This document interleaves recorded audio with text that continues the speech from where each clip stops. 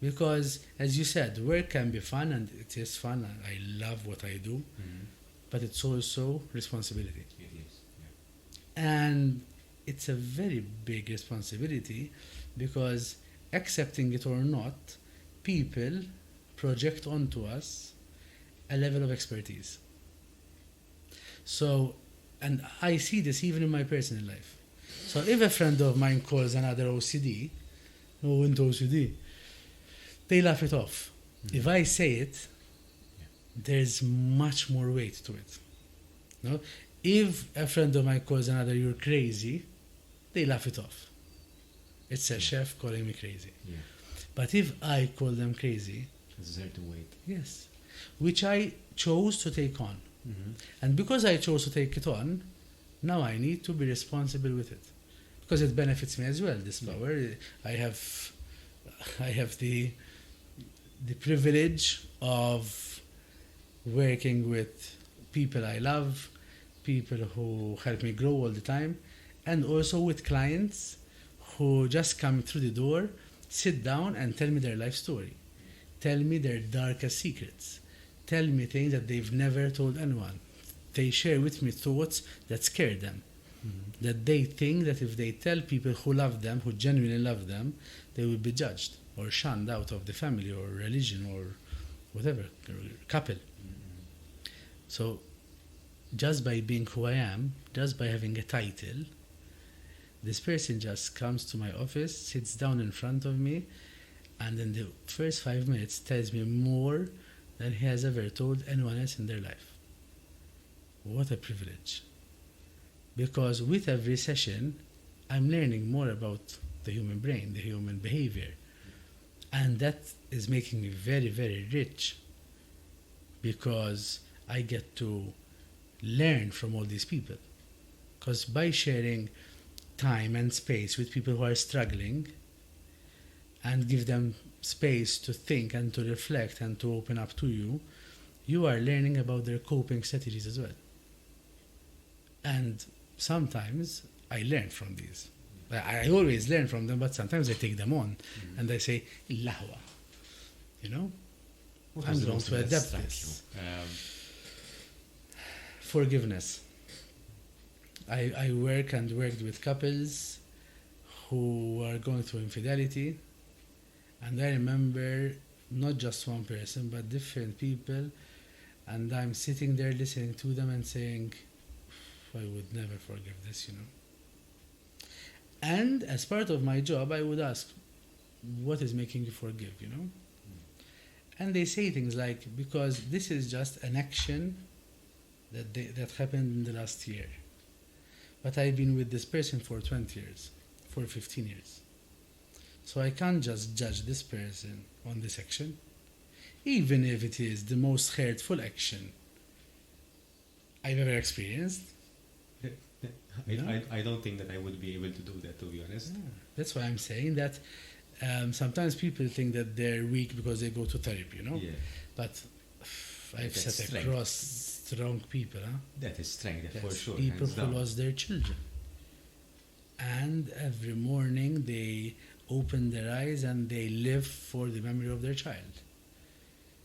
And this is why I think that we always have options in life. You know, the circle of control, circle of influence, circle of, what was the other one? Control, influence, and acceptance. That's what I struggle with, so that's why I forgot it. But I've worked with people who learned to accept things in their life, and they gave it a meaning. You know, sometimes I hear this conversation quite often on social media. All this suffering, why does it make, what is this suffering? I wouldn't want to suffer this way. I don't want to accept this suffering. But people who gave suffering a meaning became more fulfilled, are more satisfied. And I'm impressed at how happy they are. Because I can feel miserable and depressed and not get out of bed because I lost a child, or I can push myself harder so I don't waste time and my life away because I know that my son can't have this, but I do have it. So now it became more important that I live a good life, that I take care of myself. So it's the same action, like infidelity. It could be an exit, and I'm not saying that people should stay after cheating, It's their decision, and it's much more complex than just this. Yes. But I can see cheating as an exit. No, I can't deal with this. I can't forgive you, so I'm out. Or I can say, okay, this is going to make us reflect on the relationship. And I've seen people who would say, what is my role in all of this? What is my role in you betraying me? What did I do to allow this, for this to happen? And then they both look at it as a team. Instead of you hurt me, so you need to pay for it, which is okay as well, because anger is part of the process as well. But when the couple looks at the infidelity and they try to make sense of it and they try to grow from it, I've seen couples flourish. I've seen couples who improve their sex life after infidelity, who improve their level of intimacy, who decided that, you know what, we're the couple, we're going to put each other first in our priority list, work, kids, and everything else comes second. Because when we were going through this, my life was shattered. So now I understand how important you are to me, so I'm going to show you this by living it every day. So I think suffering is part of life. I think sometimes we're fed the idea that we should be chasing happiness all the time. We are. And that somehow we can click a button, pay or buy something, or reach a goal, and that will guarantee happiness for the rest of our lives. But really and truly, I think that with every option, with every decision that we make, we're signing up for a different kind of suffering. And there's happiness in suffering, I would say. Yes, for sure. You mentioned training, even before the podcast.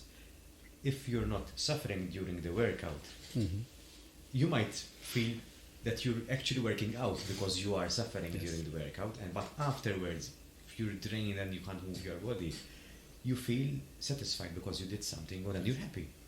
Of course, there's a difference between the physical discomfort of pulling weights to losing a child, for sure.